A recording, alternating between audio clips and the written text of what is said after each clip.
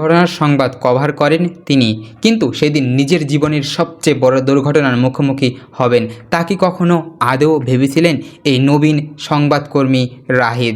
হ্যাঁ, সেদিন খবর আসে নাটোরের হরিপুর বাইপাসে ভয়াবহ এক সড়ক দুর্ঘটনা ঘটেছে।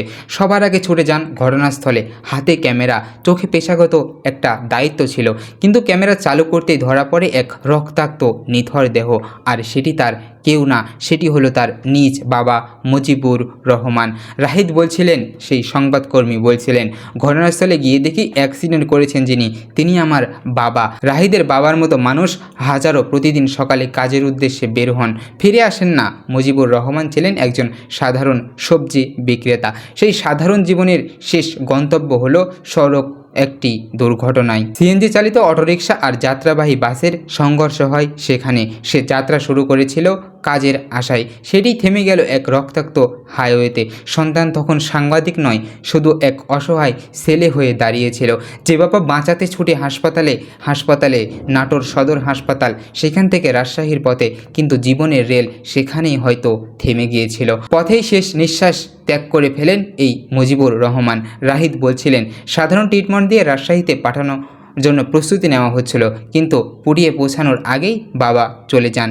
একজন সন্তানের সামনে তার বাবার মৃত্যুর এই করুণ দৃশ্য, যে যন্ত্রণার ভাষা সেটা কল্পনা করা সম্ভব নয়। তবুও পেশাদারিত্বের জায়গা থেকে রাহিদ কথা বলেন, নাটোরের সড়ক নিরাপত্তা নিয়ে আক্ষেপ করেন। মাসের মধ্যে 30 থেকে 35 জনের মৃত্যু হয়, তবুও থামে না এমন প্রাণহানির ঘটনা।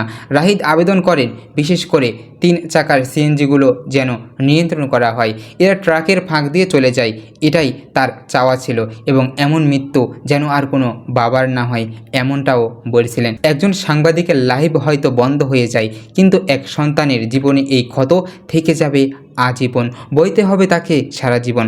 আমরা সবাই রাহিদের বাবার জন্য দোয়া করি। আর আমাদের প্রত্যেকের দায়িত্ব সড়কে সচেতন হওয়া, কারণ কোনো দুর্ঘটনা কেবল সংখ্যায় ফেলায় একজন মানুষের জীবন, তা কারো পুরো পৃথিবীও কেড়ে নেয় হয়তোবা। তাই আসুন আমরা সবাই সড়ক সম্পর্কে সচেতন হই, সড়কের আইনগুলো মেনে চলে, ট্রাফিক আইন মেনে চলার চেষ্টা করি এবং দুর্ঘটনা থেকে নিরাপদ থাকি। আজকে পর্যন্তই, আপনাদের সঙ্গে দেখা হবে আরও একটি নতুন ভিডিওতে। ততক্ষণ পর্যন্ত সকলে ভালো এবং সুস্থ থাকবেন। আজকে এখানেই বিদায় নিচ্ছি।